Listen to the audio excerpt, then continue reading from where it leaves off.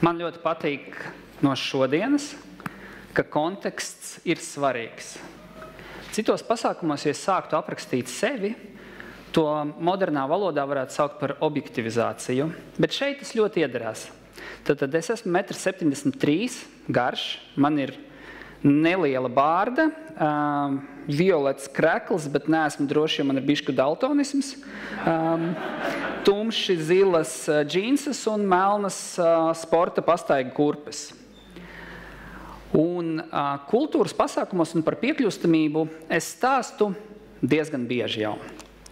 Man liekas, ir būtiski pateikt, ar ko es nodarbojos, tad es nāku no IT pasaules, informācija tehnoloģijas, man ļoti patīk cilvēki un lietojamības dizains, un tas, ko mēs darām ar piekļūstamība šobrīd, agrāk tā bija tikai iniciatīva, šobrīd tas ir arī uzņēmums, un mēs darām 3 lietas. Mēs mācam cilvēkiem par digitālo piekļūstamību, mēs konsultējam un testējam, un nodrošinam piekļūstamību. Tas ir tad, kad ir kaut kādi konflikti vai strīdi, tad mēģinam saprast, ir vai nav.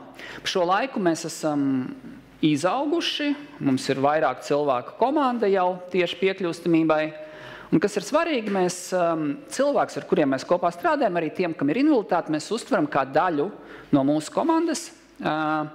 Mēs viņiem tajā brīdī, kad mēs kaut ko testējam, arī maksājam naudu. Un man šķiet, tas ir pilnīgi normāli, mēs to nedaram aiz žēlumu vai tāpēc, ka mēs gribam par kādu parūpēties. Mums liekas vienkārši, ka tas ir normāli cilvēkiem maksāt par darbu. Un viņi ir līdzvērtīgi sadarbības partneri mums vai kolēģi. Šodien bieži tiek lietots vārds pieejamība un piekļūstamība.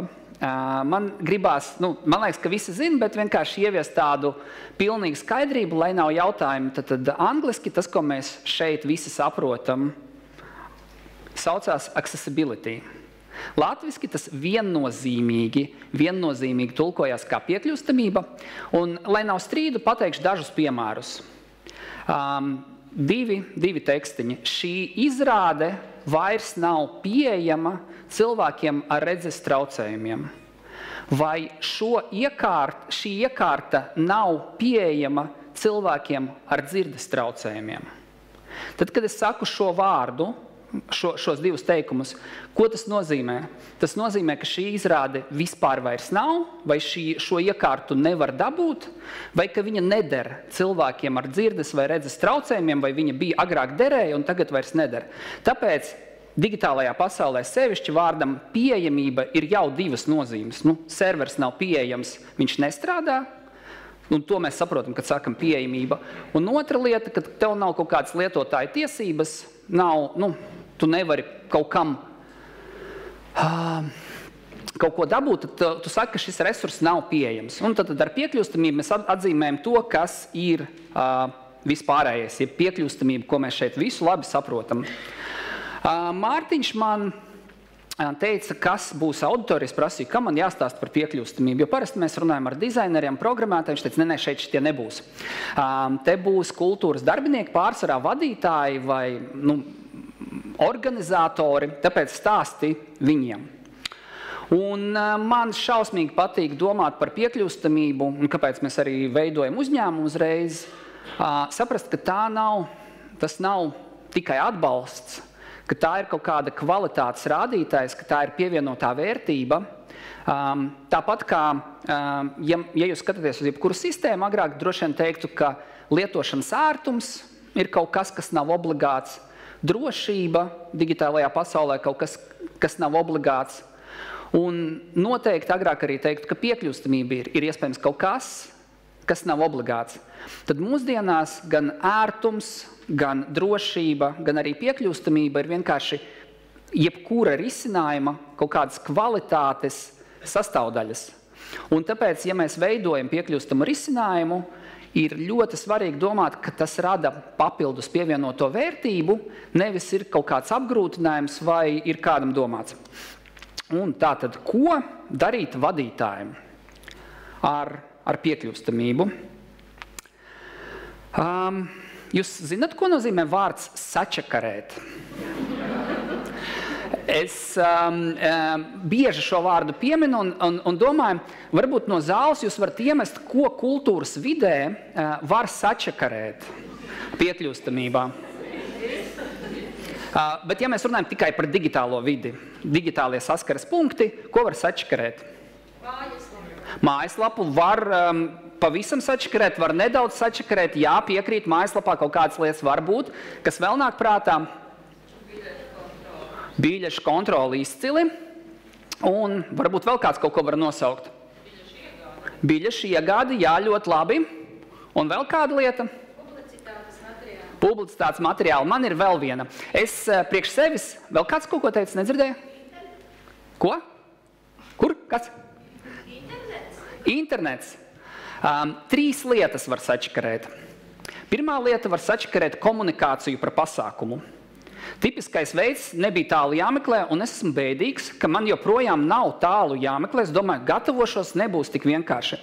Ieeju kaut kāda muzeja mājaslapā, paskatos informāciju par pasākumu, ielikts plakāts, kā bildīte, rakstīts virsraksts, būs pasākums un bildīte apakšā. Domāju, nezinu, vai būs alternatīvais teksts. Nē, nav. Ko tas nozīmē? Ka tas principā uzreiz norāda, ka cilvēks, ja viņš ir neredzīgs un bildē nav apraksta, tas nozīmē, ka informācija, kas ir redzama bildē, vienkārši nav piekļūstama un cilvēks nevar uzzināt par šo pasākumu. Tad informācija par to, ka pasākums notiks, tā ir pirmā lieta, ko var sačakarēt. Nepasakot, neievietojot viņu pareizi, neaprakstot arī vides piekļūstamības vai vides pieejamības kaut kādas aspektus un vispār to informāciju padarot piekļūstamu. Otra lieta, ko var sačakarēt, ir biļetes. Un tur var sačakarēties meistarībā. Viena lieta ir biļešu pārdošana. Un viņu organizēt caur ārējiem rīkiem, un tad jūs nevarat būt droši, vai viņi ir piekļūstami vai nav. Otra lieta ir citi resursi, tas man arī tā bišķi uzjautrina. Šodien arī runāju par sociālo pieejamību vai piekļūstamību. Mēs izdomājam, ka biļetes varētu būt bez maksas, bet viņas var dabūt ar kaut kādu sistēmu. Un tad, kā tu labu gribēdams, īstenībā atkal kaut kādu daļu nogriezt, tāpēc, ka ar to sistēmu īstenībā viņas nevar dabūt, ja tu neproti lietot, pogas nav parakstītas, kaut kādas kontrastu problēmas vai vispār tas nestrādā ar ekrānu lasītājiem. Un trešā lieta, ko var sačakarēt, ir digitālie stendi. Muzejos vai vēl kaut kur veido tādas kā digitālās ekspozīcijas, kas ir forša ideja, bet nevienmēr par visu ir padomāts. Un tad, ja nav padomāts jau pašā sākumā, kad viņus veido par piekļūstamību, tad sanāk, ka viņš ir, tur, piemēram, neaizsniedzams. Tu ļoti augstu vienkārši, es tā pienāku, man normāli. Ja tu esi riteņkrēslā, tad neko. Pastumt lejā nevar. Vai arī, ja cilvēks neredz plakans ekrāns, tikai miedarbība nevar pieslēgties digitālam rīkam, vai tur nav iebūvēts audio atbalsts, neko darīt. Un tad ir jautājums, tātad 3 lietas, ja? Atceramies komunikācija par pasākumu, biļešu pārdošana, biļešu kontrole un digitālās ekspozīcijas. Ko darīt vadītājiem? Tagad receptes. Galvenie uzdevumi ir apzināt un iekļaut prasībās. Vienkārši uzreiz pateikt, mums tas ir svarīgi, mēs to ievērosim. Otrs, uzraudzīt un skatīties, kā tas tiek ievērots un tiek izpildīts katrā solī. Komunicēt, testēt un uzturēt empātiju. Par to prasības un politikas. Labā ziņa, jums nav jāizdomā kaut kas no jauna. Jau viss ir izdomāts, labākajā gadījumā ir jāpārtulko. Tātad digitālajā pasaulē ir VKG vadlīnijas, kuras veido V3C organizācija, un uz viņām vienmēr var atsaukties. 2.1a līmenis, tas ir arī valsts iestādēm noteikta kā prasība. Jūs vienkārši liekat savās specifikācijās iepirkumos, un tad jums kā vadītājiem nevar, tur kāds atnāk, jūs pasūtat viņam dizainu vai kaut kādu risinājumu, viņš uztaisa, tad jums viņu skatāties, un kāds jums pasaka, klau, tur kontrasti nav labi. Viņš saka, jūs specifikācijā neielikāt, ka kontrastiem ir jābūt labiem.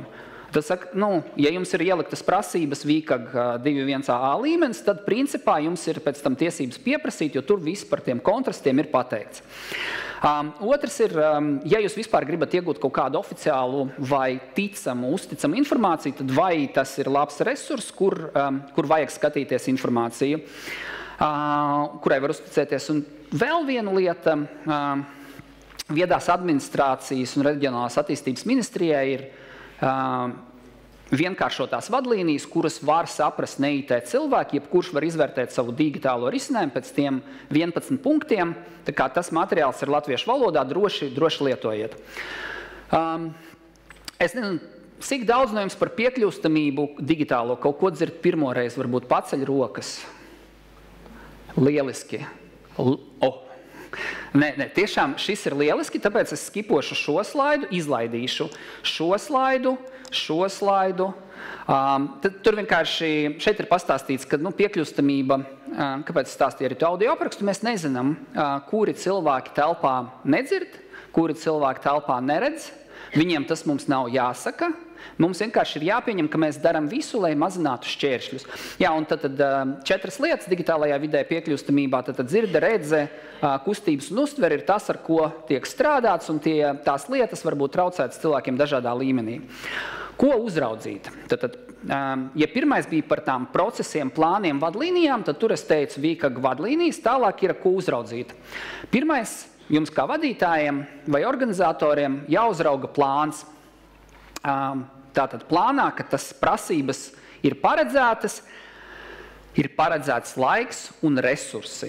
Jo tas nav tā, ka tas ir bez maksas vai tas ļoti ātri, bet nav tā, ka arī ļoti lēni. Bet ja jūs vispār par tam neparedzat laiku, tad tas arī nenotiks. Ja jūs neparedzat resursu, ka cilvēks var mācīties, ka viņš par to var interesēties, ka jānotiek kaut kādai testēšanai, tad jau plānojot ir jāparedz laiks un resursi priekš piekļūstamības testēšanas dažādos soļos. Tad jums noteikti pakalpojumu sniedzēji, dizaineri, programmētāji, varbūt vēl kāds satura veidotāji, to darīs, jūs paši to nedarīsiet. Jums jāpārliecinās, ka viņiem par šo ir zināšanas un pieredze. Tur ir interesanti, jo cilvēki melo, tā teica Dr. Hauss. Arī piegādātāji stāsta, ka viņiem ir zināšanas, kā to var novērtēt, prasiet viņiem pieredzi. Ja viņi jums rāda kaut ko ar krāsu režīmiem, burtu lielu maiņu, tad, ka tā ir viņu pieredze, tad uzreiz sakiet, nē, ejiet mācīties, jo tas nav, tas, ka var nomainīt burtu izmēru un krāsu režīmus, tas īstenībā ir ļoti maz saistīts ar digitālās vidas piekļūstamību, bet drīzāk ar to, ko Ivars rādīja tādu milzīgu rāvējslēdzēju uz žaketes, pie tam vēl tas rāvējslēdzējs reizēm nestrādā. Tā kā tas ir apmēram tas, kas ir tie līmeņi. Bet tātad pārliecināties, viens ir, var būt certifikāti, ir tāda IAP organizācija, International Accessibility Association Professional, vai kaut kā tā, International Association Accessibility Professionals, tā viņi saucās. Viņi certificē cilvēkus, tie, kas Latvijā arī ļoti, paliek ar vien vairāk cilvēkam ir šie certifikāti, tas nozīmē, ka cilvēki kaut ko jau ir apguvuši par piekļūstamību. Tālāk ir veidojiet prototipu, jeb nemēģiniet kādu uzreiz pārsteigt ar gatavu risinājumu. Tā ir vēl viena problēma, kad uztaisa kaut ko, un tad ņemiet. Es vispār esmu tāds piekritējis, ka dizainam nav jārāda wow efekts. Dizainam ir jārāda tā kā rokturim. Tu atvēri durvis, lietoja rokturi, aizvēri durvis, vispār nedomāja par to, ka bija rokturis. Nevis tagad paņem rokturi, un tad wow, kāds rokturis. Tāpat arī ar jūsu sistēmām nevajag to wow efektu, vajag pakāpeniski, un tad tas nozīmē, ka jums ir prototips, ka jūs kaut ko esat mēģinājuši, un tur, kad jums jau ir prototips, iesaistiet cilvēkus, iesaistiet lietotājus, un tai skaitā cilvēks ar invaliditāti, organizācijas, kas pārstāv cilvēks ar invaliditāti, vai kādu citu, kurš nodrošina šo iesaisti. Tātad, bet ir svarīgi, ka cilvēki ir iesaistīti. Jau satura un prototipa līmenī jūs varat domāt par virsrakstu hierarhiju un satura organizāciju. Tā arī ir lieta. Visiem liekas, ka piekļūstamība ir tikai par kontrastiem. Nē, īstenībā tas ir par satura vienkāršību, satura organizēšanu un to, ka saturs ir saprotams. Atkal nevienu nevajag pārsteigt ar vārdu valorizācija galvenajā navigācijā. Tas ir no vienas augstskolas piemērs. Es zinu, ko tas vārds nozīmē, bet ļoti daudz nezināju, bet tā kā ja testētu uzreiz un organizētu, tad saprastu, ka cilvēki nesaprot šo. Virsrakstu un vizuālā hierarhija jāsaprot, ka viss jau uzreiz lapā ir labi organizēts, pat ja tas ir prototips, saprotams, grupēts un ir skaidrs, kas ir pirmais līmenis, kas ir otrais līmenis, kas ir trešais. Un vēl viena lieta, šo visu aizmirst ir kļūdu paziņojumi, ka ja jums ir forma vai kaut kas, ka uzreiz ir jādomā par to, ka tiek pieļautas kļūdas un kaut kas nestrādā. Un tad tiem paziņojumiem ir jābūt jēgpilniem. Ko nozīmē jēgpilns paziņojums? Viņš saka ne tikai, kas ir noticis, piemēram, kaut kas neiet, baigi palīdzoši, bet viņš saka arī, kas ir jādara cilvēkam. Tad jebkurš kļūdas paziņojums, viņam ir jāpasaka, kas ir jādara, un tikai tad, kas ir noticis. Tā, vizuālo dizainu. Kā uzraudzīt vizuālo dizainu? Te ir tā, ka te ir tas pietiekams kontrasts. Ja dizains tiek taisīts Figmā, kur tagad lielākā daļa dizaina tiek taisīti, tur jau ir speciālie spraudņi un rīki, kas automātiski nosaka to kontrastu attiecību un pārliecināties, ka viss ir labi. Otrs, es jau pieminēju par savu kreklu, nedrīkst paļauties tikai uz krāsu. Respektīvi, ja jūs kaut kādu taisat atšķirību vizuālu starp kaut kādām lietām, ka nevar būt, ka viens rāmīts ir sarkans un otrs zils, un tad cerēt, ka cilvēks sapratīs, ka šis ir kļūdains un šis nav. Jābūt vēl kaut kādiem vizuāliem elementiem, jo cilvēkiem ar krāsu redzi ir tā kā ir. Un tāpēc uz krāsu vispār nevar paļauties. Vai, piemēram, pirmā vieta, otrā vieta nodalīt tikai ar krāsiņām, medaļas krāsiņām. Vajag būt arī kaut kādam simbolam, kas atšķir. Un, protams, bildītēm ir alternatīvs teksts. Ja bildīte tiek likta, ir alternatīvs teksts, kurš arī pasaka tās bildītes jēgu un pamatojumu.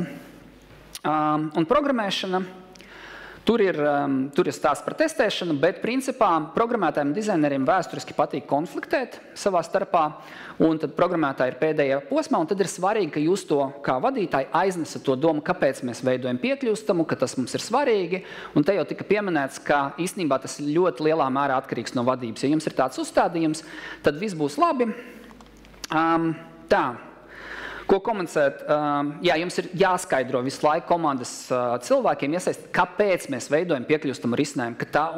Protams, jūs varat teikt, mums ir prasības valsts, bet tas baigi nemotivē cilvēkus. Jūs varat teikt, mūs var sodīt, tas arī baigi nemotivē cilvēkus. Bet tas, kas palīdz, ka cilvēks saprot, kā cits, piemēram, programmētājiem ļoti palīdz, kad viņam parāda, kā neredzīgs lietotājs lieto sociālos mēdījus vai lieto viņu risinājumu, tad uzreiz ir skaidrs, šādi cilvēki ir. Pirmā atklāsme programmētājiem, otrs stāsti no dzīves, otrs viņi lieto sociālos mēdījus, pārsteigums viņi lietos mūsu risinājumu, un tas risinājums varbūt pat ir kaut kāda liela valsts sistēma, monopola. Tad jākomunicē, pastāstiet, kam tika pievērst uzmanību, lai viņi to nesačakarē, mans mīļākais vārds, un uzreiz pasakiet viņam, ka jūs testēsiet lietas, ka jūs testēsiet, piemēram, pēc varam vienkāršotā izvērtējuma, ka nozīmē, ka nevarēs pasprukt. Un otrs uzreiz, ka nevar karināt makaronus jums uz makaronu uz ausīm, tas bija no Ivara, nevar stāstīt muļķības. Jā. Man ir beidzies laiks, 3 slaidi. Automatizētie testi, atbilstība vadlīnijām un testeru lietotājiem. Ja jums ir kaut kāds risinājums, testēt viņu var IT pasaulē 3 veidos.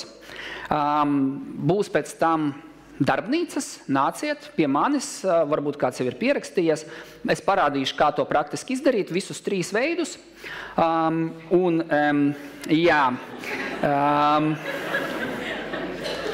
Labi, paliekam pie būtiska dažiem noderīga visiem. Tas ir galvenais piekļūstamības sauklis digitālajā pasaulē un stāsts par empātiju. Kāpēc būtiski dažiem noderīgi visiem?